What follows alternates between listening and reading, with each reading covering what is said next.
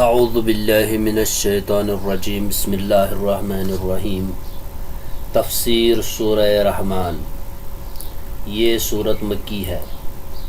بسم اللہ الرحمن الرحیم، اللہ کے نام سے شروع جو نہایت مہربان بہت رحم کرنے والا ہے۔ الرحمن، اللہ رحمان ہے۔ علم القرآن، اس نے قرآن سکھایا۔ خلق الانسان، اسی نے انسان کو پیدا کیا۔ علمہ البیان، اسے بولنا سکھایا۔ الشمس والقمر بحسبان، سورج اور چاند ایک حساب سے چلتے ہیں۔ والنجم والشجر یسجدان، اور بیلیں اور درخت سجدہ کرتے ہیں۔ والسماء رفعها ووضع المیزان، اور آسمان کو اسی رحمان نے بلند کیا اور اسی نے ترازو رکھی۔ اللہ تطغوا فی المیزان، تاکہ تم ترازو میں حد سے تجاوز نہ کرو۔ واقیموا الوزن بالقسط ولا تخسروا المیزان، اور تم انصاف سے وزن کو درست رکھو اور تول میں کمی نہ کرو۔ والارض وضعها للانام، اور اسی نے زمین کو مخلوق کے لیے بچھایا۔ فیہا فاکہۃ والنخل ذات الاکمام، اس میں لذیذ پھل اور کھجور کے درخت ہیں جن کے شگوفے غلافوں میں لپٹے ہوئے ہیں۔ والحب ذو العصف والریحان، اور بوسے والے دانے اناج اور خوشبودار پھول ہیں۔ فبأی آلاء ربکما تکذبان، پھر اے جن و انس تم اپنے رب کی کون کون سی نعمتوں کو جھٹلاؤ گے۔ تمہید۔ امام احمد نے زر ابن حبیش سے روایت کیا ہے کہ ایک شخص نے عبداللہ بن مسعود سے کہا کہ یہ لفظ کس طرح ہے، ما عن غیر یاسن ہے یا آسن، تو انہوں نے عبداللہ بن مسعود نے کہا کیا تو نے سارا قرآن پڑھا ہے؟ اس نے کہا بلا شبہ میں قرآن کا حصہ مفصل ایک رکعت میں پڑھ لیتا ہوں۔ انہوں نے جواب دیا کہ تمہارا باپ نہ ہو، کیا تم شعر کی طرح جلدی جلدی پڑھتے ہو؟ نبی صلی اللہ علیہ وسلم جن صورتوں کو ملا کر پڑھتے تھے میں انہیں جانتا ہوں۔ آپ مفصل صورتوں کی ابتدا سے 2 صورتوں کو ملا کر پڑھتے تھے۔ ابن مسعود رضی اللہ عنہ کی ترتیب کے مطابق مفصل صورتوں میں سے پہلی صورت رحمان ہے۔ ابو عیسیٰ ترمذی نے حضرت جابر رضی اللہ عنہ کی حدیث کو بیان کیا ہے کہ رسول اللہ صلی اللہ علیہ وسلم صحابہ کرام کے پاس تشریف لائے۔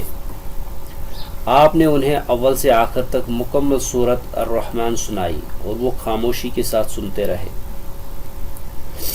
آپ نے فرمایا لقد قرأتها علی الجن لیلۃ الجن فکانوا احسن مردودا منکم کنت کلما اتیت علی قوله فبأی آلاء ربکما تکذبان قالوا لا بشیء من نعمک ربنا نکذب فلک الحمد۔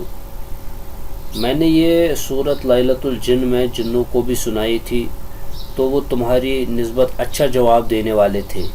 جب بھی میں یہ آیت کریمہ فبأی آلاء ربکما تکذبان پڑھتا تو وہ جواب میں کہتے اے اللہ ہم تیری نعمتوں میں سے کسی کو بھی نہیں جھٹلاتے، چنانچہ سب تعریفیں تیرے ہی لیے ہیں۔ امام ترمذی نے اس حدیث کو غریب قرار دیا ہے۔ حافظ ابو بکر بزار نے بھی اسے روایت کیا ہے۔ امام ابو جعفر بن جریر نے ابن عمر رضی اللہ عنہ کی روایت کو ذکر کیا ہے کہ رسول اللہ صلی اللہ علیہ وسلم نے سورہ رحمان کی خود تلاوت فرمائی یا آپ کے پاس اس سورت کی تلاوت کی گئی تو آپ نے فرمایا ما لی اسمع الجن احسن جوابا لربها منکم قالوا ماذا یا رسول اللہ صلی اللہ علیہ وسلم قال ما اتیت علی قول اللہ فبأی آلاء ربکما تکذبان الا قالت الجن لا بشیء من نعمت ربنا نکذب۔ کیا ہے مجھے کہ میں نے جنوں کو سنا وہ اپنے رب کو تمہاری نسبت اچھا جواب دیتے تھے۔ صحابہ کرام نے عرض کی اے اللہ کے رسول وہ کیسے؟ آپ نے فرمایا میں نے جب بھی اس آیت کریمہ فَبِأَيِّ آلَاءِ رَبِّكُمَا تُكَذِّبَانِ کی تلاوت کی تو جن جواب میں کہتے ہم اپنے پروردگار کی نعمتوں میں سے کسی کو نہیں جھٹلاتے۔ اسے حافظ بزار نے روایت کیا ہے۔ تفسیر آیات 1 تا 13۔ قرآن کو رحمان نے نازل فرمایا اور سکھایا۔ اللہ تعالیٰ نے اپنی مخلوق پر اپنے فضل و رحمت کا تذکرہ کرتے ہوئے فرمایا ہے کہ اس نے اپنے بندوں کے لیے قرآن نازل فرمایا، اور جسے اللہ تعالیٰ اپنی رحمت سے سرفراز فرمائے اس کے لیے اس نے اس کے فہم اور حفظ کو آسان بنا دیا۔ ارشاد باری تعالیٰ ہے الرحمن علم القرآن خلق الانسان علمہ البیان۔ اللہ جو نہایت مہربان ہے اس نے قرآن سکھایا، اسی نے انسان کو پیدا کیا، اسی نے اسے بولنا سکھایا۔ حسن بصری فرماتے ہیں بیان سے مراد نطق ہے، اس لیے کہ سیاق میں اللہ تعالیٰ اپنے بندوں کو قرآن سکھانے کا ذکر کیا ہے، اور تعلیم قرآن سے مراد تلاوت سکھانا ہے، اور وہ اس طرح کہ اللہ تعالیٰ نے اپنے بندوں کے لیے نطق کو آسان کر دیا، اور حروف کے اپنے اپنے مخارج حلق، زبان اور ہونٹوں سے ادا کرنے کے مخارج ہیں، اور اس کی انواع و اقسام کو مختلف ہونے کے باوجود آسان بنا دیا۔ سورج، چاند، آسمان اور زمین میں اللہ تعالیٰ کی نشانیاں۔ ارشاد باری تعالیٰ ہے الشمس والقمر بحسبان۔ سورج اور چاند ایک مقررہ حساب سے چل رہے ہیں، یعنی یہ ایک دوسرے کے پیچھے ایک مقررہ حساب کے مطابق چلتے رہتے ہیں، اور ان میں کبھی کوئی اختلاف یا اضطراب پیدا نہیں ہوتا۔ للشمس ينبغي لها أن تدرك القمر ولا الليل سابق النهار وكل في فلك يسبحون۔ نہ تو سورج ہی سے ہو سکتا ہے کہ چاند کو جا پکڑے، اور نہ رات ہی دن سے پہلے آ سکتی ہے، اور سب اپنے اپنے دائرے میں تیر رہے ہیں۔ اور فرمایا فالق الاسباح وجعل اللیل سکنا والشمس والقمر حسبانا ذلك تقدیر العزیز العلیم۔ وہی رات کے اندھیرے سے صبح کی روشنی پھاڑ نکالنے والا ہے، اور اسی نے رات کو موجب آرام ٹھہرایا، اور سورج اور چاند کو ذرائع شمار بنایا۔ یہ اس اللہ کے مقرر کیے ہوئے اندازے ہیں جو نہایت غالب اور خوب علم والا ہے۔ ارشاد باری تعالیٰ ہے والنجم والشجر یسجدان، اور بوٹیاں اور درخت سجدہ کر رہے ہیں۔ امام ابن جریر لکھتے ہیں کہ نجم کے معنی میں مفسرین میں اختلاف ہے، البتہ اس بات پر سب کا اتفاق ہے کہ شجر اس درخت کو کہتے ہیں جو تنے پر کھڑا ہو۔ علی بن ابو طلحہ نے ابن عباس رضی اللہ عنہ سے روایت کیا ہے کہ نجم زمین پر پھیلی ہوئی نباتات کو کہتے ہیں۔ سعید بن جبیر سدی اور سفیان ثوری کا بھی یہی قول ہے۔ ابن جریر رحمہ اللہ نے بھی اسی قول کو اختیار کیا ہے۔ مجاہد کہتے ہیں کہ نجم کے معنی ستارے کے ہیں۔ حسن اور قتادہ کا بھی یہی قول ہے۔ یہ قول زیادہ صحیح معلوم ہوتا ہے، واللہ اعلم، کیونکہ ارشاد باری تعالیٰ ہے الم تر ان اللہ یسجد لہ من فی السماوات ومن فی الارض والشمس والقمر والنجوم والجبال والشجر والدواب وکثیر من الناس۔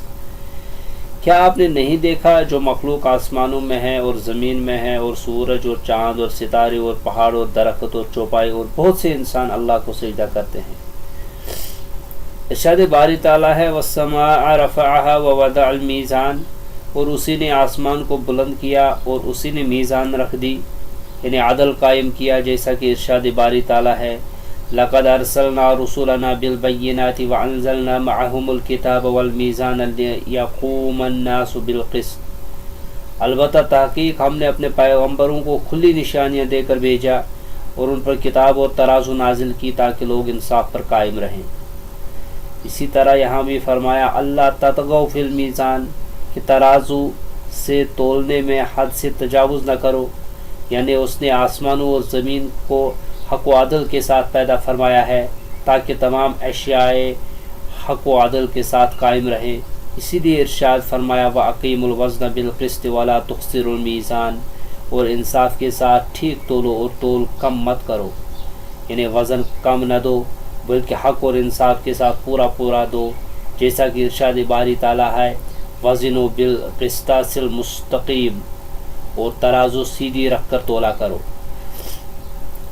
ارشاد باری تعالیٰ ہے والارض وضعها للانام، اور اسی نے خلقت کے لیے زمین بچھائی، یعنی جس طرح اس نے آسمان کو بلند کیا اسی طرح اس نے زمین کو بھی پست کیا، اسے ہموار بنایا اور مضبوط و مستحکم اور بلند و بالا پہاڑوں کے ساتھ اسے قرار بخشا تاکہ زمین کی پشت پر مخلوقات کو قرار نصیب ہو سکے، جن کی انواع و اقسام کی شکلیں، رنگ اور بولیاں مختلف ہیں اور وہ زمین کے اطراف و اکناف میں بس رہی ہیں۔ ابن عباس رضی اللہ عنہ، مجاہد، قتادہ اور ابن زید کا قول ہے کہ انعام سے مراد مخلوقات ہیں۔ فیہا فاکہۃ، اس میں پھل ہیں جن کے رنگ، ذائقے اور خوشبوئیں ہیں اور مختلف ہیں۔ والنخل ذات الاکمام، اور کھجور کے درخت جن کے شگوفے غلاف والے ہیں۔ کھجور کو اس کے شرف اور تر اور خشک ہر اعتبار سے نفع بخش ہونے کی وجہ سے الگ سے ذکر کیا ہے۔ ابن جریج نے ابن عباس رضی اللہ عنہ سے روایت کیا ہے کہ اکمام کے معنی کھجور کے گھابے کے ہیں۔ کئی ایک دیگر مفسرین کا بھی یہی قول ہے کہ اس سے مراد وہ ہے جس میں کھجور کا شگوفہ ہوتا ہے، پھر اس میں گچھا لگتا ہے، پھر اس میں گدر کھجوریں لگتی ہیں، پھر وہ پختہ ہو جاتی ہے اور ان کی پختگی انتہا کو پہنچ جاتی ہیں۔ والحب ذو العصف والریحان، اور اناج ہیں بوسے والے اور خوشبودار پھول بھی۔ علی بن ابو طلحہ نے ابن عباس رضی اللہ عنہ سے روایت کیا ہے کہ والحب ذو العصف سے مراد بوسا ہے۔ اوفی نے ابن عباس رضی اللہ عنہ سے روایت کیا ہے کہ عصف اس سبز کھیتی کے پتوں کو کہتے ہیں جن کے سر کاٹ دیے گئے ہوں، وہ جب خشک ہو جائیں تو عصف کہا جاتا ہے۔ قتادہ، ضحاک اور ابو مالک نے بھی کہا ہے کہ عصف کے معنی بوسے کے ہیں۔ ابن عباس رضی اللہ عنہ، مجاہد اور دیگر کئی ایک ائمہ نے کہا ہے کہ ریحان کے معنی پتے ہیں۔ حسن کہتے ہیں کہ اس سے مراد پھول ہیں۔ علی بن ابو طلحہ نے ابن عباس رضی اللہ عنہ سے روایت کیا ہے کہ ریحان سے مراد سبز کھیتی ہے۔ اس کے معنی یہ ہیں واللہ عالم کہ حب سے مراد گندم اور جو وغیرہ کے دانے ہیں جبکہ ان کی کھیتی خشک ہو اور وہ اپنے خوشو میں ہوں، اور ریحان سے مراد وہ پتے ہیں جو تنے پر لپٹے ہوں۔ یہ بھی کہا گیا ہے کہ عصف سے کھیتی کے اگنے والے پتے پہلے پتے مراد ہیں، اور ریحان سے مراد وہ پتے ہیں جو پختہ ہو گئے ہوں اور ان میں دانے پیدا ہونے لگے ہوں۔ انسان اللہ کی نعمتوں میں گھرا ہوا ہے۔ ارشاد باری تعالیٰ ہے فَبِأَيِّ آلَاءِ رَبِّكُمَا تُكَذِّبَانِ، اے جنوں اور انسانوں، پس تم اپنے پروردگار کی کن کن نعمتوں کو جھٹلاؤ گے۔ مجاہد اور کئی ایک دیگر ائمہ تفسیر نے اس آیت کریمہ کے یہی معنی بیان کیے ہیں کہ اے گروہ جن و انس، تم اپنے پروردگار کی کن کن نعمتوں کو جھٹلاؤ گے۔ بات کا سیاق بھی انہی معنوں پر دلالت کرتا ہے، یعنی اللہ تعالیٰ کی نعمتیں تم پر ظاہر ہیں، تم اس کی نعمتوں میں ڈوبے ہوئے ہو، ان کا انکار نہیں کر سکتے، لہٰذا ہم بھی وہی بات عرض کرتے ہیں جو اللہ تعالیٰ پر ایمان لانے والے جنوں نے کہی تھی کہ اے اللہ، ہم تیری نعمتوں میں سے کسی کا بھی انکار نہیں کرتے اور سب تعریفیں تیرے ہی لیے ہیں۔ ابن عباس رضی اللہ عنہ بھی کہا کرتے تھے کہ اے پروردگار، ہم تیری کسی بھی نعمت کا انکار نہیں کرتے۔ خلق الانسان من صلصال کالفخار، اس نے انسان کو ٹھیکرے جیسی کھنکتی مٹی سے پیدا کیا۔ وخلق الجان من مارج من نار، اور اس نے جن کو آگ کے شعلے سے پیدا کیا۔ فَبِأَيِّ آلَاءِ رَبِّكُمَا تُكَذِّبَانِ، پھر تم دونوں اپنے رب کی کون کون سی نعمتوں کو جھٹلاؤ گے۔ رب المشرقین و رب المغربین، وہی دونوں مشرقوں اور دونوں مغربوں کا رب ہے۔ فَبِأَيِّ آلَاءِ رَبِّكُمَا تُكَذِّبَانِ، پھر تم دونوں اپنے رب کی کون کون سی نعمتوں کو جھٹلاؤ گے۔ مرج البحرین یلتقیان، اس رحمان نے دو سمندر جاری کیے جو باہم ملتے ہیں۔ بینہما برزخ لا یبغیان، ان دونوں کے درمیان ایک پردہ ہے، وہ دونوں اس سے تجاوز نہیں کرتے۔ فَبِأَيِّ آلَاءِ رَبِّكُمَا تُكَذِّبَانِ، پھر تم دونوں اپنے رب کی کون کون سی نعمتوں کو جھٹلاؤ گے۔ یخرج منہما اللؤلؤ والمرجان، ان دونوں سمندروں سے موتی اور مرجان مونگے نکلتے ہیں۔ فَبِأَيِّ آلَاءِ رَبِّكُمَا تُكَذِّبَانِ، پھر تم دونوں اپنے رب کی کون کون سی نعمتوں کو جھٹلاؤ گے۔ وَلَهُ الْجَوَارِ الْمُنْشَآتُ فِي الْبَحْرِ كَالْأَعْلَامِ، اور اسی کے ہیں چلنے والے جہاز اور کشتیاں جو سمندر میں پہاڑوں کی طرح اونچے اٹھے ہوئے ہیں۔ فَبِأَيِّ آلَاءِ رَبِّكُمَا تُكَذِّبَانِ، پھر تم دونوں اپنے رب کی کون کون سی نعمتوں کو جھٹلاؤ گے۔ تفسیر آیات 14 تا 25۔ آدم علیہ السلام اور جنوں کی تخلیق کا بیان۔ اللہ تعالیٰ نے ذکر فرمایا ہے کہ اس نے انسان کو ٹھیکری کی طرح کھنکھناتی ہوئی مٹی سے پیدا کیا اور جنوں کو آگ کے شعلے سے پیدا کیا۔ مارج شعلے کے کنارے کو کہتے ہیں۔ یہ ضحاک نے ابن عباس رضی اللہ عنہ سے روایت کیا ہے۔ اکرمہ، مجاہد، حسن اور ابن زید کا بھی یہی قول ہے۔ اوفی نے ابن عباس رضی اللہ عنہ سے روایت کیا ہے کہ مارج آگ کے زبردست شعلے کو کہتے ہیں۔ امام احمد نے حضرت عائشہ رضی اللہ عنہا کی حدیث کو بیان کیا ہے کہ رسول اللہ صلی اللہ علیہ وسلم نے فرمایا، خلقت الملائکۃ من نور وخلق الجان من مارج من نار وخلق آدم مما وصف لکم، فرشتوں کو نور سے پیدا کیا گیا، جنوں کو آگ کے بھڑکتے ہوئے شعلے سے، اور آدم کو اس چیز سے جس کے بارے میں تمہیں بتایا گیا یعنی مٹی سے، اور اسے امام مسلم نے بھی روایت کیا ہے۔ فَبِأَيِّ آلَاءِ رَبِّكُمَا تُكَذِّبَانِ کی تفسیر قبل ازیں بیان کی جا چکی ہے۔ دونوں مشرقوں اور مغربوں کے رب ہونے کی نعمت کی یاد دہانی۔ ارشاد باری تعالیٰ ہے، رب المشرقین و رب المغربین، وہی دونوں مشرقوں اور دونوں مغربوں کا مالک ہے، یعنی وہ موسم سرما و گرما کے مشرق اور موسم سرما و گرما کے مغرب کا رب ہے۔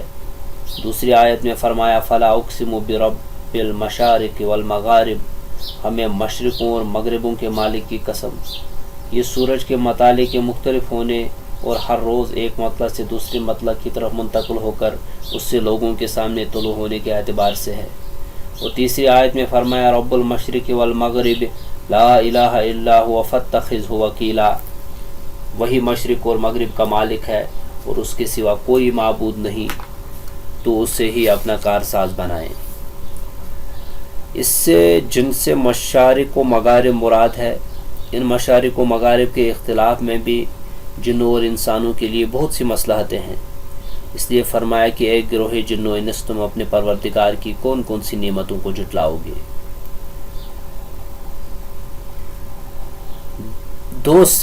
دو طرح کے سمندر اور کشتیاں بھی اللہ تعالیٰ کے انعام ہیں۔ ارشاد باری تعالیٰ ہے، مرج البحرین یلتقیان، اس نے دو دریا رواں کیے جو آپس میں ملتے ہیں۔ ابن عباس رضی اللہ عنہ نے فرمایا کہ اس نے ان دونوں کو چھوڑ دیا۔ یلتقیان کے معنی ابن زید نے یہ بیان کیے ہیں کہ اس نے ان دونوں کو آپس میں ملنے سے روک رکھا ہے، کیونکہ اس نے ان دونوں کے درمیان پردہ اور اوٹ قائم کر رکھی ہے۔ اور البحرین سے مراد نمکین اور میٹھا ہے، میٹھے سے مراد یہ نہریں ہیں جو لوگوں کے درمیان رواں دواں ہیں۔ اس کے بارے میں ہم قبل ازیں گفتگو سورہ فرقان کی آیت کریمہ وَهُوَ الَّذِي مَرَجَ الْبَحْرَيْنِ هَذَا عَذْبٌ فُرَاتٌ وَهَذَا مِلْحٌ أُجَاجٌ وَجَعَلَ بَيْنَهُمَا بَرْزَخًا وَحِجْرًا مَحْجُورًا، اور وہی تو ہے جس نے دو دریاؤں کو ملا دیا، ایک کا پانی شیریں ہے پیاز بجھانے والا اور دوسرے کا کھاری چھاتی جلانے والا، اور ان دونوں کے درمیان ایک آڑ اور مضبوط اوٹ بنا دی کی تفسیر میں کی ہے۔ بینہما برزخ لا یبغیان، ان دونوں کے درمیان ایک آڑ ہے کہ اس سے تجاوز نہیں کرتے، یعنی دونوں کے درمیان پردہ حائل کر دیا ہے۔ یہ پردہ زمین کی صورت میں ہے تاکہ یہ ایک دوسرے کے ساتھ مل کر خراب نہ ہو جائیں اور ان کی وہ صفت زائل نہ ہو جائے جو ان سے مقصود ہے۔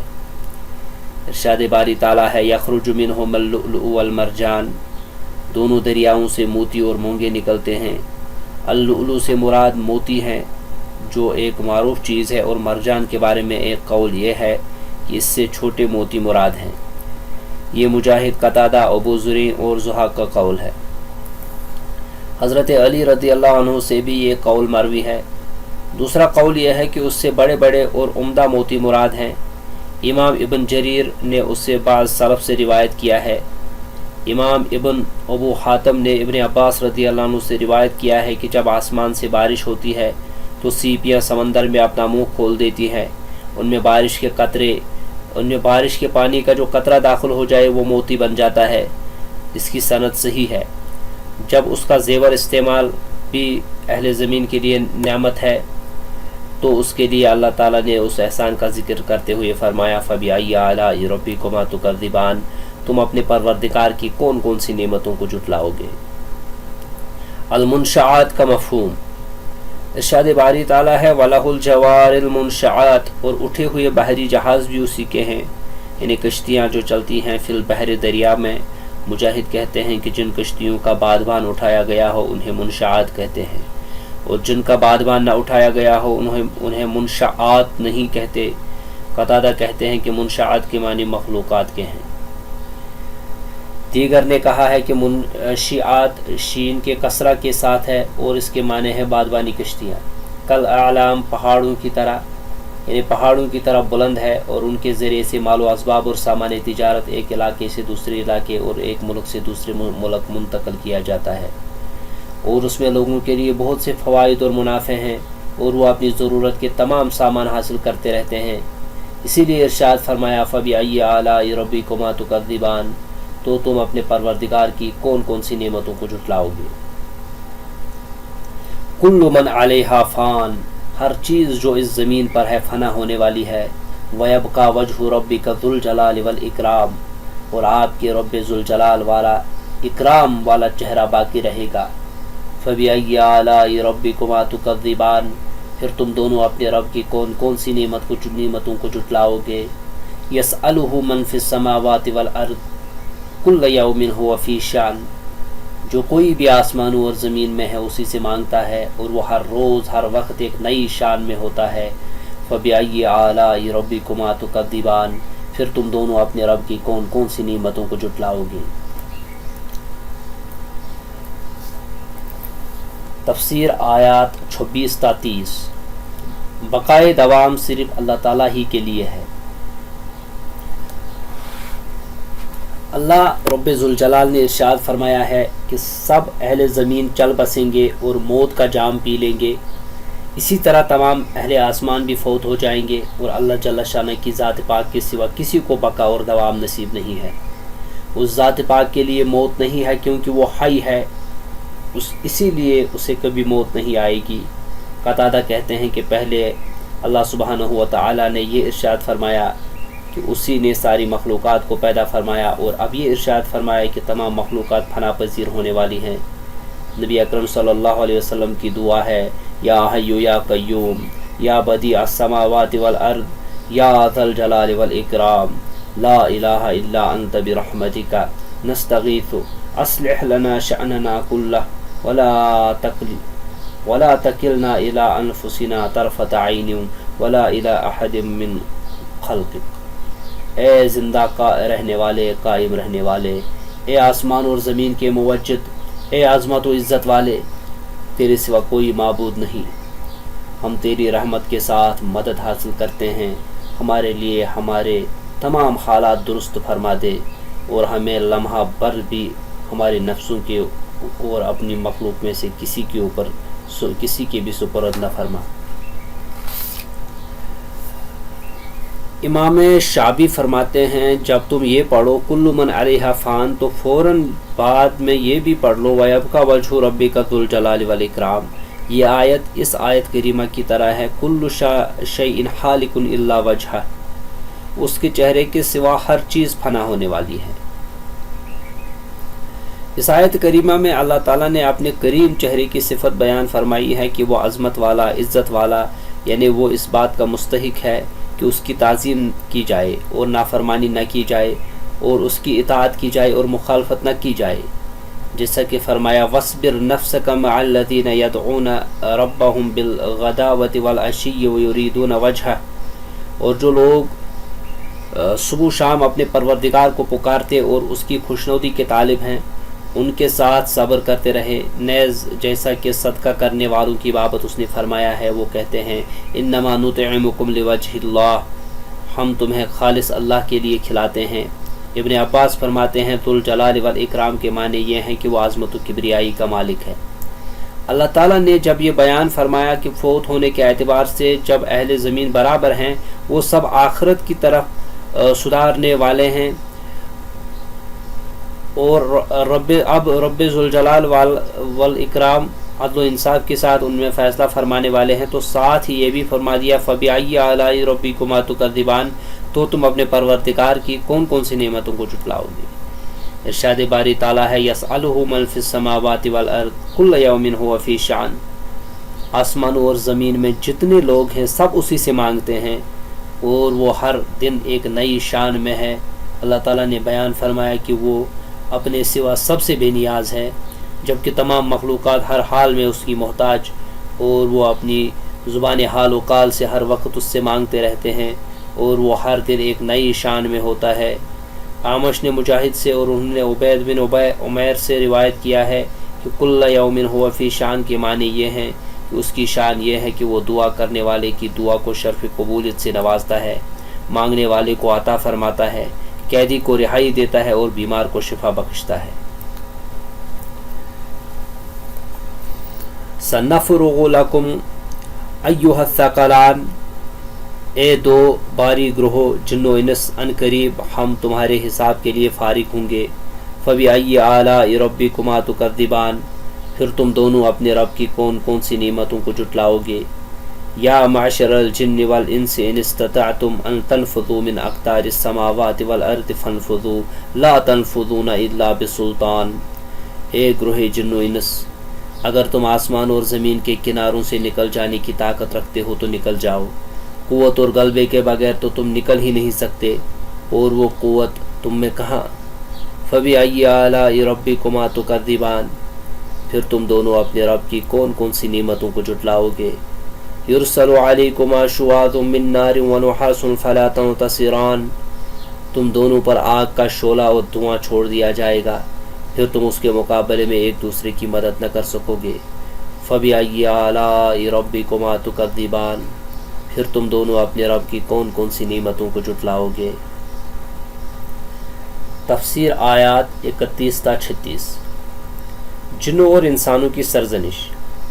ابن جریج کہتے ہیں سنفرغ لکم کے معنی یہ ہیں کہ ہم تمہارا فیصلہ کریں گے، اور امام بخاری فرماتے ہیں کہ ہم تمہارا محاسبہ کریں گے، اور اسے کوئی چیز کسی دوسری چیز میں مشغول نہیں کر سکتی۔ یہ محاورہ کلام عرب میں مشہور ہے، کہا جاتا ہے کہ میں فارغ ہو کر تجھ سے نمٹ لوں گا، حالانکہ اس سے کوئی مشغولیت نہیں ہوتی۔ وہ کہتا ہے کہ میں تجھے اچانک پکڑ لوں گا۔ ارشاد باری تعالیٰ ہے ایھا الثقلان، اے انسانوں اور جنوں، ثقلان سے مراد جن اور انسان ہے، جیسا کہ حدیث میں ہے یسمعھا کل شیء الا الثقلین، مردے کی آواز کو ثقلین کے سوا ہر ایک چیز سنتی ہے۔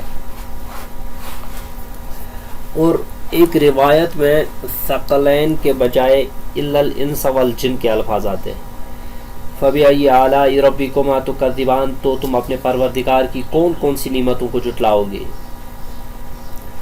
پھر فرمایا یا معشر الجن والانس ان استطعتم ان تنفذوا من اقطار السماوات والارض فانفذوا لا تنفذون الا بسلطان، اے گروہ جن و انس، اگر تمہیں قدرت ہو کہ آسمانوں اور زمین کے کناروں سے نکل جاؤ تو نکل جاؤ، اور زور کے سوا تو تم نکل ہی نہیں سکتے۔ یعنی تم اللہ تعالیٰ کے امر اور اس کی تقدیر سے بھاگ نہیں سکتے، کیونکہ وہ ہر طرف سے تمہارا احاطہ کیے ہوئے ہے۔ تم اس کے حکم اور اپنے متعلق اس کے فیصلے سے خلاصی اور چھٹکارا نہیں پا سکتے۔ وہ فرماتا ہے کہ تم جہاں بھی جاؤ گے میں تمہارا احاطہ کروں گا۔ یہ میدان حشر میں ہوگا کہ فرشتوں کی ساتھ ساتھ صفوں نے مخلوقات کو ہر طرف سے گھیر رکھا ہوگا، لہذا کوئی بھی بھاگ نہیں سکے گا بجز اللہ تعالیٰ کے امر کے۔ یقول الانسان یومئذ این المفر کلا لا وزر الی ربک یومئذ المستقر، اس دن انسان کہے گا کہ بھاگنے کی جگہ کہاں ہے، ہرگز نہیں، کوئی پناہ گاہ نہیں، اس روز تیرے پروردگار ہی کے پاس ٹھکانہ ہے۔ ارشاد باری تعالیٰ ہے والذین کسبوا السیئات جزاء السیئۃ بمثلها وترحقهم ذلہ ما لهم من اللہ من عاصم کأنما اغشیت وجوہہم قطعا من اللیل مظلما اولئک اصحاب النار هم فیہا خالدون، اور جنہوں نے برے کام کیے تو برائی کا بدلہ ویسا ہی ہوگا، اور ان کے منہوں پر ذلت چھا جائے گی، اور کوئی انہیں اللہ سے بچانے والا نہ ہوگا۔ ان کے منہوں کی سیاہی کا یہ عالم ہوگا کہ ان کے چہروں پر گویا اندھیری رات کے ٹکڑے اوڑھ دیے گئے ہیں، یہی دوزخی ہیں کہ ہمیشہ اسی میں رہیں گے۔ اسی طرح یہاں فرمایا یرسل علیکما شواظ من نار ونحاس فلا تنتصران، تم پر آگ کے شعلے اور دھواں چھوڑ دیا جائے گا تو پھر تم بدلہ نہ لے سکو گے۔ علی بن ابو طلحہ نے ابن عباس سے روایت کیا ہے کہ شواظ آگ کے شعلے کو کہتے ہیں۔ ابو صالح کا قول ہے کہ شواظ اس شعلے کو کہتے ہیں جو آگ سے اوپر اور دھوئیں سے نیچے ہو۔ ضحاک نے شواظ من نار کے معنی آگ کے سیلاب کے کیے ہیں۔ علی بن ابو طلحہ نے ابن عباس رضی اللہ عنہ سے روایت کیا ہے کہ نحاس کے معنی آگ کے دھوئیں کے ہیں۔ ابو صالح، سعید بن جبیر اور ابو سفیان سے بھی اسی طرح مروی ہے۔ ابن جریر کا قول ہے کہ عرب دخان کو نحاس کہتے ہیں اور یہ نون کے کسرہ اور ضمہ دونوں کے ساتھ درست ہے، البتہ قرآ کا ضمے پر اتفاق ہے۔ مجاہد کہتے ہیں نحاس کے معنی پیتل کے ہیں جسے پگھلا کر ان کے سروں پر انڈیل دیا جائے گا۔ قتادہ کا بھی یہی قول ہے۔ ضحاک کہتے ہیں کہ نحاس پیتل کے سیلاب کو کہتے ہیں، معنی یہ ہیں کہ اگر تم قیامت کے دن بھاگنا چاہو گے تو فرشتے بالخصوص زبانیہ فرشتے تم پر آگ کے شعلے چھوڑ دیں گے اور تم پر پگھلا ہوا پیتل انڈیل دیں گے تاکہ تم واپس پلٹ آؤ۔ اسی لیے فرمایا فلا تنتصران فبأی آلاء ربکما تکذبان، پھر تم عذاب سے نہ بچ سکو گے تو تم اپنے پروردگار کی کون کون سی نعمتوں کو جھٹلاؤ گے۔ فَإِذَا انشَقَّتِ السَّمَاءُ فَكَانَتْ وَرْدَةً كَالدِّهَانِ، پھر جب آسمان پھٹ جائے گا تو وہ سرخ چمڑے کی طرح لال ہو جائے گا۔ فَبِأَيِّ آلَاءِ رَبِّكُمَا تُكَذِّبَانِ، پھر تم دونوں اپنے رب کی کون کون سی نعمتوں کو جھٹلاؤ گے۔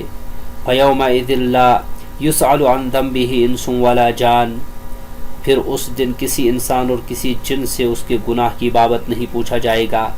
فَبِأَيِّ آلَاءِ رَبِّكُمَا تُكَذِّبَانِ، پھر تم دونوں اپنے رب کی کون کون سی نعمتوں کو جھٹلاؤ گے۔ یورف المجرمون بسیماہم فیؤخذ بالنواصی والاقدام، مجرم اپنے چہرے کی علامت سے پہچان لیے جائیں گے، پھر وہ پیشانی کے بالوں اور قدموں سے پکڑے اور گھسیٹ کر جہنم میں ڈالے جائیں گے۔ فبأی آلاء ربکما تکذبان، پھر تم دونوں اپنے رب کی کون کون سی نعمتوں کو جھٹلاؤ گے۔ ہذہ جہنم التی یکذب بها المجرمون، انہیں کہا جائے گا یہی وہ جہنم ہے جسے مجرم لوگ جھٹلاتے تھے۔ یطوفون بینہا وبین حمیم عان، وہ جہنم کے درمیان اور سخت گرم کھولتے پانی کے درمیان چکر لگائیں گے۔ فبأی آلاء ربکما تکذبان، پھر تم دونوں اپنے رب کی کون کون سی نعمتوں کو جھٹلاؤ گے۔ تفسیر آیات 37 تا 45۔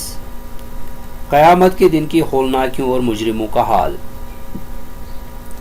ارشاد باری تعالیٰ ہے فَإِذَا انشَقَّتِ السَّمَاءُ، پھر جب آسمان پھٹ جائے گا، یعنی قیامت کے دن، جیسا کہ اس پر آیات اور اس کے ہم معنی دوسری آیات تلاوت کرتی ہے، مثلا وَانشَقَّتِ السَّمَاءُ فَهِيَ يَوْمَئِذٍ وَاهِيَةٌ، اور آسمان پھٹ جائے گا تو وہ اس دن کمزور ہوگا۔ اور فرمایا وَيَوْمَ تَشَقَّقُ السَّمَاءُ بِالْغَمَامِ وَنُزِّلَ الْمَلَائِكَةُ تَنزِيلًا، اور جس دن آسمان ابر کے ساتھ پھٹ جائے گا اور فرشتے نازل کیے جائیں گے۔ اور فرمایا اذا السماء انشقت وأذنت لربها وحقت، جب آسمان پھٹ جائے گا اور اپنے پروردگار کا فرمان بجا لائے گا، اور اس سے واجب بھی یہی ہے۔ ارشاد باری تعالیٰ ہے فکانت وردتن کالدہان، تو وہ سرخ چمڑے کی طرح لال ہو جائے گا، یعنی وہ اس طرح پگھلے گا جس طرح تلچھٹ اور چاندی بھٹی میں پگھلتی ہے، اور اس طرح رنگ پکڑے گا جس طرح وہ رنگ پکڑتی ہے، جس کے ساتھ کسی چیز کو رنگا جاتا ہے، کبھی سرخ، کبھی زرد، کبھی نیلا، کبھی سبز۔ اور یہ اس دن کے معاملے کی سختی اور قیامت کی سخت ہولناکیوں کی وجہ سے ہوگا۔ سودی کہتے ہیں کہ آسمان کا رنگ سرخ رنگ کے کھچر کی طرح ہو جائے گا، نیزے تیل کے تلچھٹ کی طرح ہوگا۔ مجاہد کہتے ہیں کدہان کے معنی ہے تلچھٹ کے رنگ کی طرح۔ ارشاد باری تعالیٰ ہے فَيَوْمَئِذٍ لَا يُسْأَلُ عَنْ ذَنبِهِ إِنسٌ وَلَا جَانٌ، پھر اس روز نہ تو کسی انسان سے اس کے گناہوں کے بارے میں پرسش کی جائے گی اور نہ کسی جن سے، جیسا کہ ارشاد فرمایا هَذَا يَوْمٌ لَا يَنْطِقُونَ وَلَا يُؤْذَنُ لَهُمْ فَيَعْتَذِرُونَ، یہ وہ دن ہے کہ لوگ نہ بول سکیں گے اور نہ انہیں اجازت دی جائے گی کہ عذر پیش کریں۔ یہ ایک حالت ہوگی، جبکہ دوسری حالت میں تمام مخلوقات سے ان کے تمام اعمال کے بارے میں باز پرس کی جائے گی۔ ارشاد باری تعالیٰ ہے فَوَرَبِّكَ لَنَسْأَلَنَّهُمْ أَجْمَعِينَ عَمَّا كَانُوا يَعْمَلُونَ، آپ کے پروردگار کی قسم ہم ان سب سے ضرور پرسش کریں گے اور ان کاموں کی جو وہ کرتے رہے۔ اسی لیے امام قتادہ اس آیت کریمہ فَيَوْمَئِذٍ لَا يُسْأَلُ عَنْ ذَنبِهِ إِنسٌ وَلَا جان کے بارے میں فرماتے ہیں کہ پہلے پوچھا جائے گا، پھر ان کے منہ پر مہر لگا دی جائے گی اور ان کے اعمال کے بارے میں ان کے ہاتھ پاؤں گواہی دیں گے۔ ارشاد باری تعالیٰ ہے یعرف المجرمون بسیماہم، گنہگار اپنی علامت ہی سے پہچان لیے جائیں گے، یعنی ایسی علامات کے ساتھ جو ان پر نمایاں ہوگی۔ حسن اور قتادہ کہتے ہیں کہ وہ اپنے سیاہ چہروں اور نیلی آنکھوں سے پہچانے جائیں گے۔ میں کہتا ہوں کہ یہ ایسے ہیں جیسے مومن وضو کی وجہ سے اپنے چمکنے والے اعضاء سے پہچانے جائیں گے۔ ارشاد باری تعالیٰ ہے فَيُؤْخَذُ بِالنَّوَاصِي وَالْأَقْدَامِ، تو پیشانی کے بالوں اور پاؤں سے پکڑ لیے جائیں گے، یعنی زبان یا فرشتے مجرم کی پیشانی کو اس کے قدموں کے ساتھ باندھ کر جہنم میں گرا دیں گے۔ آمش نے ابن عباس رضی اللہ عنہ سے روایت کیا ہے کہ مجرم کو اس کی پیشانی اور قدموں سے پکڑ کر اس طرح توڑ دیا جائے گا جس طرح ایندھن توڑ کر تنور میں ڈالا جاتا ہے۔ ارشاد باری تعالیٰ ہے ہذہ جہنم التی یکذب بہا المجرمون، یہی وہ جہنم ہے جسے گنہگار لوگ جھٹلاتے تھے، یعنی یہ وہ آتش دوزخ ہے جس کے وجود کا تم انکار کرتے تھے۔ یہ اب تمہاری آنکھوں کے سامنے موجود ہے اور تم اسے دیکھ رہے ہو۔ یہ انہیں ڈانٹ ٹپٹ سرزنش اور تحقیر و تذلیل کے طور پر کہا جائے گا۔ یطوفون بینہا و بین حمیم آن، وہ دوزخ اور کھولتے ہوئے گرم پانی کے درمیان گھومتے پھریں گے۔ کبھی انہیں جہنم میں عذاب دیا جائے گا اور کبھی انہیں گرم کھولتا ہوا ایسا پانی پلایا جائے گا جو پگھلائے ہوئے تانبے کی طرح شدید ترین گرم ہوگا اور انتڑیوں اور پٹھوں کو کاٹ دے گا، جیسا کہ ارشاد باری تعالیٰ ہے اذ الاغلال فی اعناقہم والسلاسل یسحبون فی الحمیم ثم فی النار یسجرون، جبکہ ان کی گردنوں میں توق اور زنجیریں ہوں گی اور گھسیٹے جائیں گے کھولتے ہوئے پانی میں، پھر آگ میں جھونک دیے جائیں گے۔ آن کے معنی ایسا شدید گرم اور حرارت تک پہنچ چکا اور شدید حرارت کے باعث ناقابل برداشت بن چکا ہو۔ ابن عباس نے بھی اس کے بارے میں فرمایا ہے جس کا جوش انتہا کو پہنچ چکا ہو اور جس کی حرارت شدید ترین ہو چکی ہو۔ مجاہد، سعید بن جبیر، ضحاک، حسن، ثوری اور سدی کا بھی یہی قول ہے۔ قتادہ نے کہا ہے کہ اسے اللہ تعالیٰ نے اس وقت سے پکایا ہے جب سے اس نے آسمان اور زمین کو پیدا فرمایا ہے۔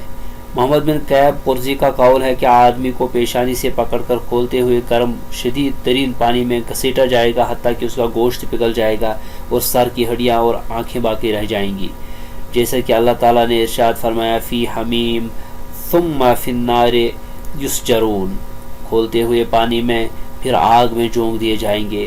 حمیم آن کے معنی سخت گرم کھولتے ہوئے پانی کے ہیں۔ قرظی کے ایک دوسری روایت کے مطابق آن کے معنی حاضر کے ہیں۔ ابن زید کا بھی یہی قول ہے۔ حاضر اس کے منافی نہیں ہے جو قرظی سے پہلے قول کے مطابق منقول ہے، یعنی یہ گرم کے منافی نہیں ہے، جیسا کہ ارشاد باری تعالیٰ ہے تسقی من عین آنیہ، انہیں ایک کھولتے ہوئے چشمے کا پانی پلایا جائے گا، یعنی ایسا شدید ترین گرم جو ناقابل برداشت ہو۔ اور اسی طرح فرمایا غیر ناظرین اناہ، اس کے پکنے کا انتظار بھی نہ کرنا پڑے گا، یعنی اس کے صحیح بننے اور پکنے تک۔ بہرحال حمیم آن کے معنی شدید ترین گرم کے ہیں۔ جب نافرمانوں اور مجرموں کو سزا کے طور پر پروردگار جب نافرمانوں اور مجرموں کو سزا دینا اور پرہیزگاروں اور وفاداروں کو نعمتوں سے سرفراز فرمانا اس کی فضل و رحمت اور مخلوقات کے ساتھ لطف و کرم کا مظہر ہے، تو مجرموں کو عذاب سے اور پکڑ سے ڈرانا تاکہ وہ گناہوں اور شرک سے باز آ جائیں، یہ بھی اس کے عدل و انصاف کا اظہار ہے۔ اسی لیے مخلوق کو اپنا یہ احسان یاد دلاتے ہوئے فرمایا فَبِأَيِّ آلَاءِ رَبِّكُمَا تُكَذِّبَانِ، تو تم اپنے پروردگار کی کون کون سی نعمتوں کو جھٹلاؤ گے۔ وَلِمَنْ خَافَ مَقَامَ رَبِّهِ جَنَّتَانِ، اور جو شخص اپنے رب کے سامنے کھڑا ہونے سے ڈر گیا اس کے لیے دو باغ ہیں۔ فَبِأَيِّ آلَاءِ رَبِّكُمَا تُكَذِّبَانِ، پھر تم دونوں اپنے رب کی کون کون سی نعمتوں کو جھٹلاؤ گے۔ ذواتا افنان، وہ دونوں بہت زیادہ شاخوں والے ہیں. فبأي آلاء ربكما تكذبان، پھر تم دونوں اپنے رب کی کون کون سی نعمتوں کو جھٹلاؤ گے. فیہما عینان تجریان، ان دونوں باغوں میں دو چشمے جاری ہیں، ان دونوں باغوں میں دو چشمے جاری ہوں گے. فبأي آلاء ربكما تكذبان، پھر تم دونوں اپنے رب کی کون کون سی نعمتوں کو جھٹلاؤ گے. فیہما من کل فاکہۃ زوجان، ان دو باغوں میں ہر پھل کی دو دو قسمیں ہوں گی. فبأي آلاء ربكما تكذبان، پھر تم دونوں اپنے رب کی کون کون سی نعمتوں کو جھٹلاؤ گے. تفسیر آیات 46 تا 53. پرہیزگاروں کے حالات اور جنت میں ان کے لیے نعمتیں. ارشاد باری تعالیٰ ہے وَلِمَنْ خَافَ مَقَامَ رَبِّهِ جنتان، اور جو شخص اپنے پروردگار کے سامنے کھڑا ہونے سے ڈر گیا اس کے لیے دو باغ ہیں. یعنی قیامت کے دن اللہ تعالیٰ کے سامنے کھڑا ہونے سے ڈر گیا. وَنَهَى النَّفْسَ عَنِ الْهَوَىٰ، اور اس نے اپنے نفس کو خواہشوں سے روکے رکھا، نہ سرکشی کی نہ دنیاوی زندگی کو ترجیح دی، اور اس بات کو خوب جان لیا کہ آخرت بہتر اور باقی رہنے والی ہے. اس لیے اس نے اللہ تعالیٰ کی طرف سے عائد کردہ فرائض سر انجام دیے، حرام کردہ امور سے اجتناب کیا، تو اس کے لیے روز قیامت اللہ تعالیٰ کے ہاں دو باغ ہوں گے. جیسا کہ امام بخاری نے عبداللہ بن قیس سے روایت کیا ہے کہ رسول اللہ صلی اللہ علیہ وسلم نے فرمایا جنتان من فضۃ آنیتہما وما فیہما وجنتان من ذہب آنیتہما وما فیہما وما بین القوم وبین ان ينظروا الى ربهم الا رداء الکبر على وجہہ فی جنت عدن. دو باغ چاندی کے بنے ہوں گے، ان کے برتن اور جو کچھ ان میں ہوگا سب چاندی کا بنا ہوگا. اور دو باغ سونے کے ہوں گے، ان کے برتن اور جو کچھ ان میں ہوگا سب سونے کا ہوگا. اور ان کے رب تعالیٰ کے دیدار کے مابین اللہ رب ذوالجلال کے چہرے اقدس پر کبریائی کی چادر ہوگی، اور وہ جنت عدن میں ہوں گے. اسے امام ابو داود کے سوا باقی محدثین نے عبدالعزیز بن عبدالصمد کے طریق سے روایت کیا ہے. یہ آیت کریمہ انسانوں اور جنوں سب کے بارے میں عام ہے، اور یہ بہت بڑی دلیل ہے کہ جن بھی جنت میں داخل ہوں گے بشرطے کہ وہ ایمان لے آئیں اور تقوی کی زندگی بسر کریں. یہی وجہ ہے کہ اللہ تعالیٰ نے جنوں اور انسانوں دونوں پر اپنے احسان کا اظہار فرمایا ہے کہ وَلِمَنْ خَافَ مَقَامَ رَبِّهِ جَنَّتَانِ فَبِأَيِّ آلَاءِ رَبِّكُمَا تُكَذِّبَانِ، اور جو شخص اپنے پروردگار کے سامنے کھڑا ہونے سے ڈر گیا اس کے لیے دو باغ ہیں، تو تم اپنے پروردگار کی کون کون سی نعمتوں کو جھٹلاؤ گے. پھر اللہ تعالیٰ نے ان دونوں جنتوں کی تعریف کرتے ہوئے فرمایا ذواتا افنان، دونوں بہت سی شاخوں والے ہیں. یعنی سرسبز شاداب اور خوبصورت ٹہنیاں پکے ہوئے میٹھے اور رسیلے پھلوں سے لدی ہوئی پھندی ہوں گی. عطا خراسانی اور مفسرین کی ایک جماعت کا قول بھی یہی ہے کہ افنان سے مراد جنت کے درختوں کی ٹہنیاں ہیں جو ایک دوسرے کو چھو رہی ہوں گی. فیہما عینان تجریان، ان دونوں میں دو چشمے بہہ رہے ہوں گے، وہ چشمے ان درختوں اور ٹہنیوں کو سیراب کرنے کے لیے رواں دواں ہوں گے جس سے تمام انواع و اقسام کے پھل پیدا ہوں گے. فَبِأَيِّ آلَاءِ رَبِّكُمَا تُكَذِّبَانِ، تو تم اپنے پروردگار کی کون کون سی نعمتوں کو جھٹلاؤ گے. حسن بصری فرماتے ہیں کہ ان میں سے ایک چشمے کا نام تسنیم اور دوسرے کا نام سلسبیل ہے. عطیہ کہتے ہیں کہ ان میں سے ایک چشمہ صاف شفاف پانی پر ہوگا اور دوسرا پینے والوں کے لیے لذت بخش شراب کا. اسی لیے اس کے بعد فرمایا فیہما من کل فاکہۃ زوجان، ان دونوں میں سب پھل دو دو قسم کے ہوں گے. یعنی ان تمام انواع و اقسام کے پھل جنہیں یہ جانتے ہیں اور بہتر جانتے ہوں گے، اور پھر بھی جنہیں کسی آنکھ نے نہیں دیکھا ہوگا، نہ کسی کان نے سنا ہوگا، اور نہ کسی دل میں ان کا تصور تک آ سکتا ہے. فَبِأَيِّ آلَاءِ رَبِّكُمَا تُكَذِّبَانِ، تو تم اپنے پروردگار کی کون کون سی نعمتوں کو جھٹلاؤ گے. ابراہیم بن حکم بن ابان نے اپنے والد سے، انہوں نے اکرمہ سے اور انہوں نے ابن عباس رضی اللہ عنہ سے روایت کیا ہے کہ دنیا میں کوئی میٹھا یا کڑوا پھل نہیں مگر جنت میں بھی وہ ضرور ہوگا، حتیٰ کہ حنظل تمہ بھی جنت میں موجود ہوگا. ابن عباس رضی اللہ عنہ یہ بھی فرماتے ہیں کہ آخرت کے مقابلے میں دنیا میں صرف نام ہے، یعنی دنیا اور آخرت کے پھلوں میں زمین آسمان کا فرق ہے. متکئین علی فرش بطائنها من استبرق وجنى الجنتین دان، اہل جنت ایسے مسندوں پر تکیہ لگائے بیٹھے ہوں گے جن کے استر دبیز ریشم کے ہوں گے، اور ان دونوں باغوں کے پھل قریب ہی ہوں گے۔ فَبِأَيِّ آلَاءِ رَبِّكُمَا تُكَذِّبَانِ، پھر تم اپنے رب کی کون کون سی نعمتوں کو جھٹلاؤ گے۔ فِيهِنَّ قَاصِرَاتُ الطَّرْفِ لَمْ يَطْمِثْهُنَّ إِنسٌ قَبْلَهُمْ وَلَا جَانٌ، ان میں جھکی نظروں والی شرمیلی اور باحیا حوریں ہوں گی، ان سے پہلے انہیں کسی انسان اور کسی جن نے ہاتھ نہیں لگایا ہوگا۔ فَبِأَيِّ آلَاءِ رَبِّكُمَا تُكَذِّبَانِ، پھر تم دونوں اپنے رب کی کون کون سی نعمتوں کو جھٹلاؤ گے۔ كَأَنَّهُنَّ الْيَاقُوتُ وَالْمَرْجَانُ، گویا وہ ہیرے اور موتی مونگے ہوں گے۔ فَبِأَيِّ آلَاءِ رَبِّكُمَا تُكَذِّبَانِ، پھر تم دونوں اپنے رب کی کون کون سی نعمتوں کو جھٹلاؤ گے۔ هَلْ جَزَاءُ الْإِحْسَانِ إِلَّا الْإِحْسَانُ، احسان کی جزا تو احسان ہی ہے۔ فَبِأَيِّ آلَاءِ رَبِّكُمَا تُكَذِّبَانِ، پھر تم دونوں اپنے رب کی کون کون سی نعمتوں کو جھٹلاؤ گے۔ تفسیر آیات 54 تا 61۔ جنتیوں کے بستر اور ان کی طرف جھکے ہوئے پھل۔ ارشاد باری تعالیٰ ہے متکئین، تکیہ لگائے ہوئے ہوں گے، یعنی اہل جنت، اور تکیہ لگانے سے یہاں مراد لیٹنا ہے، اور یہ بھی کہا گیا ہے کہ اس سے مراد آلتی پالتی مار کر بیٹھنا ہے۔ علی فرش بطائنھا من استبرق، ایسے بچھونوں پر جن کے استر تبیز ریشم کے ہوں گے۔ اکرمہ، ضحاک اور قتادہ کا قول ہے کہ استبرق موٹے ریشم کو کہتے ہیں۔ ابو عمران جونی کا قول ہے کہ اس سے مراد سونے سے مزین ریشم ہے۔ گویا اس بات پر مطلع فرمایا کہ اس کا ظاہر بھی بہت اعلیٰ اور اس کا باطن بھی بہت نفیس ہوگا۔ ابو اسحاق نے خبیرہ بن یریم سے روایت کی ہے کہ انہوں نے عبداللہ بن مسعود رضی اللہ عنہ سے روایت کیا ہے کہ یہ ان کے اندرونی حصے ہوں گے، تو ان کے بیرونی حصوں کے بارے میں تمہارا کیا خیال ہے؟ وَجَنَ الْجَنَّتَيْنِ دَانٍ، اور ان دونوں باغوں کے پھل قریب ہی ہوں گے، یعنی ان کے پھل ان کے بہت قریب ہوں گے، جس طرح وہ چاہیں گے انہیں تناول فرمائیں گے، جیسا کہ ارشاد باری تعالیٰ ہے قطوفھا دانیہ، جن کے پھل جھکے ہوئے ہوں گے، اور فرمایا وَدَانِيَةً عَلَيْهِمْ ظِلَالُهَا وَذُلِّلَتْ قُطُوفُهَا تَذْلِيلًا، اور ان سے خمدار شاخیں ان کے سائے قریب ہوں گے، اور پھلوں کے گچھے جھکے ہوئے لٹک رہے ہوں گے، یعنی انہیں کھانے سے نہ صرف یہ کہ منع نہیں کیا جائے گا بلکہ ٹہنیاں از خود ان کی طرف جھک جائیں گی۔ فَبِأَيِّ آلَاءِ رَبِّكُمَا تُكَذِّبَانِ، تو تم اپنے پروردگار کی کون کون سی نعمتوں کو جھٹلاؤ گے۔ اللہ تعالیٰ نے بچھونوں کی عظمت و نفاست بیان کرنے کے بعد فرمایا فیہن، ان میں یعنی ان بستروں میں قاصرات الطرف، نیچی نگاہ والی عورتیں ہیں، یعنی وہ ایسی عفت مآب ہوں گی کہ اپنے شوہروں کے سوا کسی کی طرف نہیں دیکھیں گی، اور ان سے بڑھ کر کسی چیز کو خوبصورت نہیں سمجھیں گی۔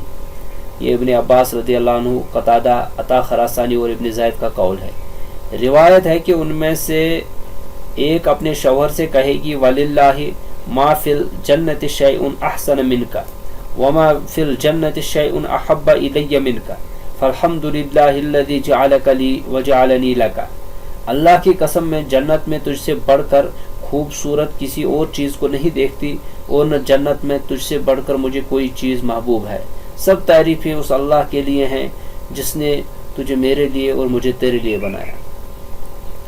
لم یطمثہن انس قبلہم ولا جان، جنہیں ان اہل جنت سے پہلے نہ کسی انسان نے ہاتھ لگایا اور نہ کسی جن نے، بلکہ وہ کنواری ہیں اور ہمسن ہوں گی، ان کے شوہروں سے پہلے کسی جن یا انسان نے ان سے مقاربت نہ کی ہوگی۔ یہ آیت کریمہ بھی اس بات کی دلیل ہے کہ مومن جن بھی جنت میں جائیں گے۔ ارتاد بن منظر نے کہا کہ زمرہ بن حبیب سے پوچھا گیا کیا جن بھی جنت میں داخل ہوں گے؟ انہوں نے جواب دیا ہاں، اور وہ وہاں نکاح بھی کریں گے، جنوں کا جنیوں سے اور انسانوں کا عورتوں سے نکاح ہوگا۔ ارشاد باری تعالیٰ ہے لم یطمثہن انس قبلہم ولا جان فبأی آلاء ربکما تکذبان، انہیں ان سے پہلے نہ کسی انسان نے ہاتھ لگایا اور نہ کسی جن نے، تو تم اپنے پروردگار کی کون کون سی نعمتوں کو جھٹلاؤ گے۔ پھر ان کی تعریف کرتے ہوئے فرمایا کأنہن الیاقوت والمرجان، گویا وہ یاقوت اور مرجان ہیں۔ مجاہد، حسن اور ابن زید وغیرہ نے کہا ہے کہ وہ رنگت کی صفائی میں یاقوت اور سفیدی میں مرجان کی طرح ہوں گی، اور انہوں نے مرجان کے لفظ کو یہاں موتیوں کے معنی میں لیا ہے۔ امام مسلم نے محمد بن سیرین سے روایت کیا ہے کہ اس بات پر لوگوں نے یا تو فخر کا اظہار کیا یا آپس میں گفتگو کی کہ جنت میں مردوں کی اکثریت ہوگی یا عورتوں کی۔ ابو ہریرہ رضی اللہ عنہ نے کہا، کیا ابو القاسم صلی اللہ علیہ وسلم نے یہ نہیں فرمایا، ان اول زمرۃ تدخل الجنۃ علی صورۃ القمر لیلۃ البدر والتي تلیها علی اضواء کوكب دری فی السماء لكل امرئ منهم زوجتان اثنتان يرى مخ سوقهما من وراء اللحم وما في الجنة عزب۔ جنت میں داخل ہونے والی پہلی جماعت 14ویں رات کے چاند کی طرح ہوں گی، اور اس کے بعد والی جماعت آسمان میں سب سے زیادہ چمکنے والے ستارے کے مانند۔ ان میں سے ہر ایک کو اللہ تعالیٰ 2 بیویاں عطا فرمائے گا کہ ان کی پنڈلیوں کی چربی گوشت میں سے نظر آ رہی ہوگی، اور جنت میں کوئی شخص بھی بیوی کے بغیر نہ ہوگا۔ یہ حدیث صحیحین میں موجود ہے۔ امام احمد نے حضرت انس رضی اللہ عنہ سے روایت کیا ہے کہ رسول اللہ صلی اللہ علیہ وسلم نے فرمایا، لغدوۃ فی سبیل اللہ او روحۃ خیر من الدنیا وما فیها ولقاب قوس احدکم او موضع قدہ یعنی صوتہ من الجنة خیر من الدنیا وما فیها ولو اطلعت امرأة من النساء اہل الجنة الى الارض لملأت ما بینہما ریحا ولطاب ما بینہما ولنصیفها على رأسها خیر من الدنیا وما فیها۔ اللہ کے راستے میں ایک صبح یا ایک شام لگا دینا دنیا و مافیہ سے بہتر ہے۔ جنت میں ایک کمان یا ایک کوڑے کے برابر جگہ دنیا اور دنیا کی ساری دولتوں سے زیادہ بہتر ہے۔ اگر اہل جنت کی عورتوں میں سے ایک عورت دنیا کی طرف جھانک لے تو آسمان و زمین کے درمیان کا سارا حصہ اس کی بوئے عطر بیز سے بھر کر پاکیزہ ہو جائے۔ اس کے سر کا دوپٹہ دنیا اور دنیا کی تمام نعمتوں سے زیادہ قیمتی ہے۔ اور امام بخاری نے بھی اسے اسی طرح روایت کیا ہے۔ اللہ تعالیٰ کا ارشاد ہے، حل جزاء الاحسان الا الاحسان، نیکی کا بدلہ نیکی کے سوا کچھ نہیں ہے۔ جس نے دنیا میں اچھا عمل کیا، آخرت میں اس کے لیے بہت اچھا سلوک کیا جائے گا، جیسا کہ ارشاد باری تعالیٰ ہے، للذین احسنوا الحسنى وزیادہ، جن لوگوں نے نیکوکاری کی ان کے لیے بھلائی ہے اور مزید برآں بھی اور بھی ہے۔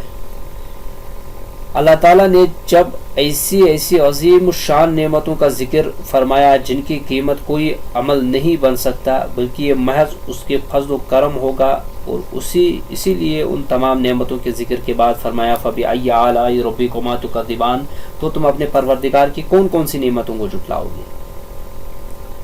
وَمِن دُونِهِمَا جَنَّتَانِ، اور ان 2 باغوں کے علاوہ 2 باغ اور ہیں۔ فَبِأَيِّ آلَاءِ رَبِّكُمَا تُكَذِّبَانِ، پھر تم اپنے رب کی کون کون سی نعمتوں کو جھٹلاؤ گے۔ مدحامتان، جو گہری سبز سیاہی مائل ہیں۔ فَبِأَيِّ آلَاءِ رَبِّكُمَا تُكَذِّبَانِ، پھر تم اپنے رب کی کون کون سی نعمتوں کو جھٹلاؤ گے۔ فِيهِمَا عَيْنَانِ نَضَّاخَتَانِ، ان میں جوش مارتے 2 چشمے ہیں۔ فَبِأَيِّ آلَاءِ رَبِّكُمَا تُكَذِّبَانِ، پھر تم دونوں اپنے رب کی کون کون سی نعمتوں کو جھٹلاؤ گے۔ فِيهِمَا فَاكِهَةٌ وَنَخْلٌ وَرُمَّانٌ، ان دونوں میں لذیذ پھل ہوں گے اور کھجور کے درخت اور انار بھی۔ فَبِأَيِّ آلَاءِ رَبِّكُمَا تُكَذِّبَانِ، پھر تم دونوں اپنے رب کی کون کون سی نعمتوں کو جھٹلاؤ گے۔ فِيهِنَّ خَيْرَاتٌ حِسَانٌ، ان سب باغوں میں خوبصورت اور خوبصورت عورتیں ہیں۔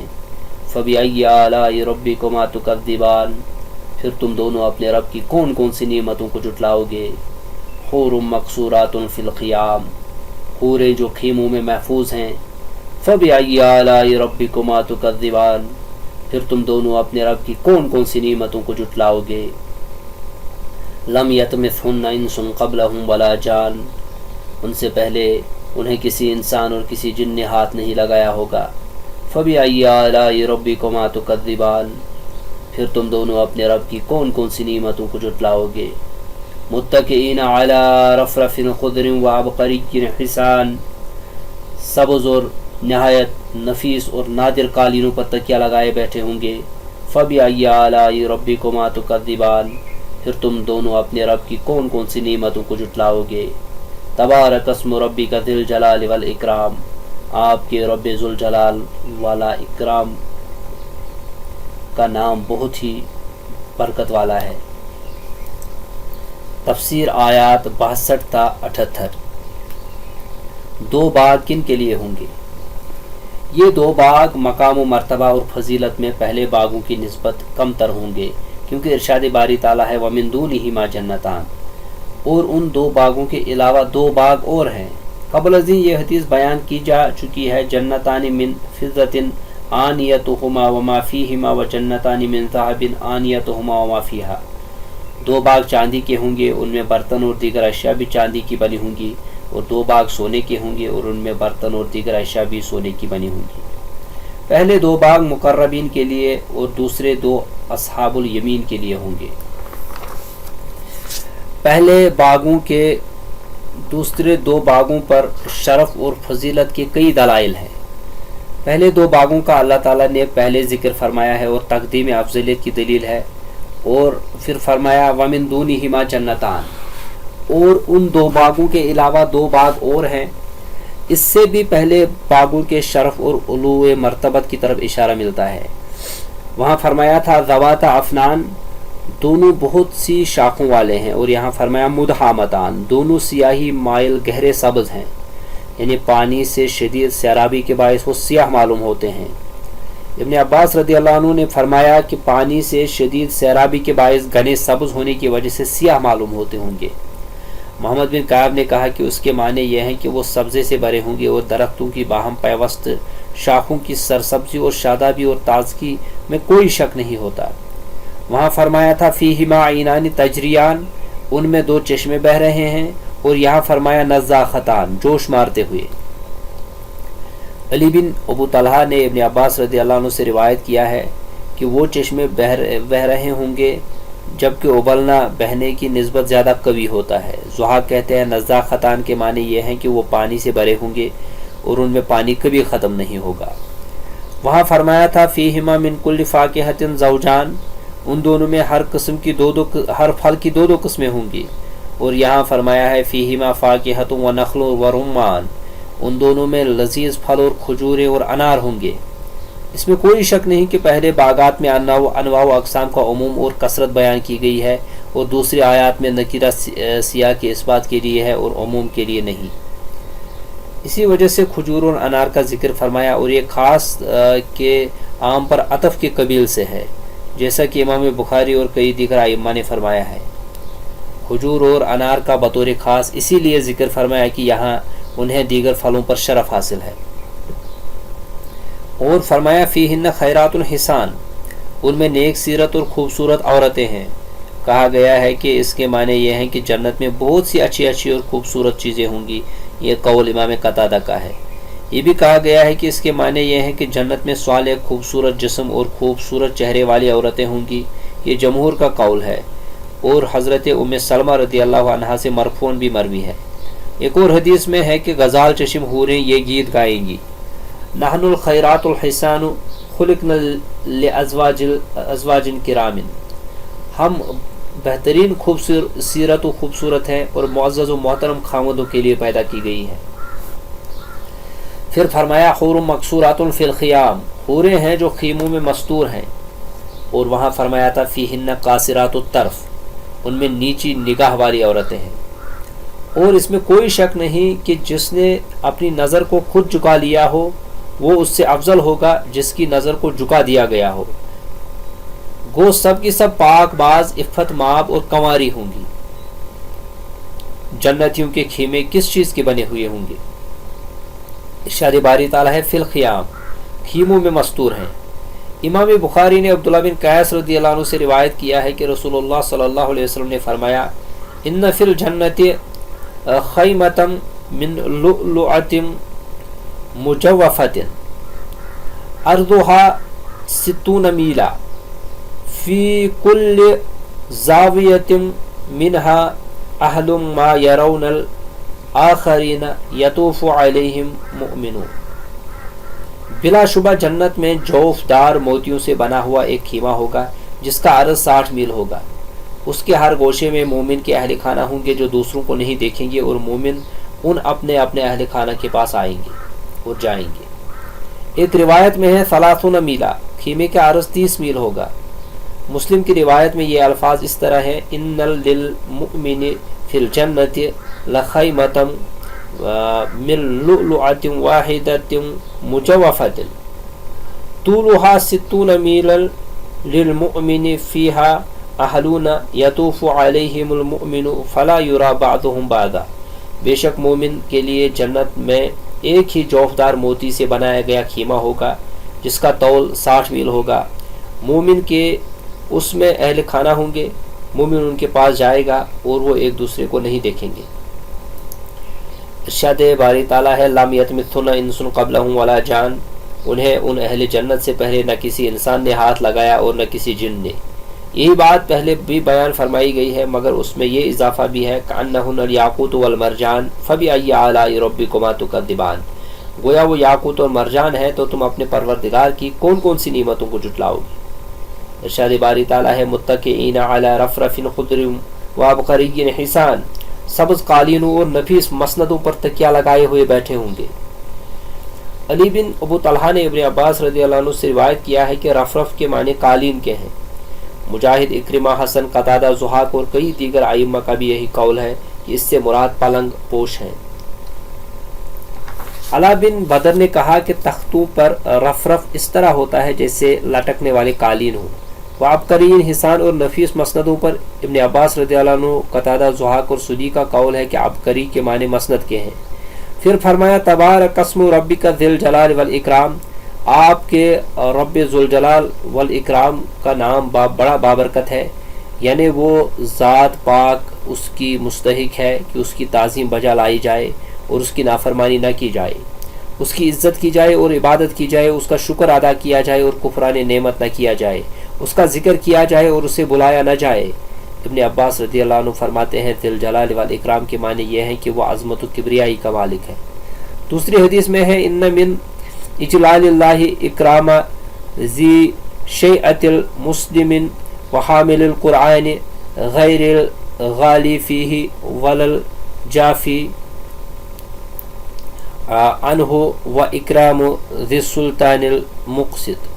بلا شبہ اللہ تعالیٰ کی تعظیم و بزرگی بجا لانے سے یہ بھی ہے کہ سفید بالوں والے مسلمان اس حامل قرآن کی جو اس میں نہ گلو سے کام لے اور نہ اس سے اعراض کرنے والا ہو، اور عادل حاکم کی عزت کی جائے۔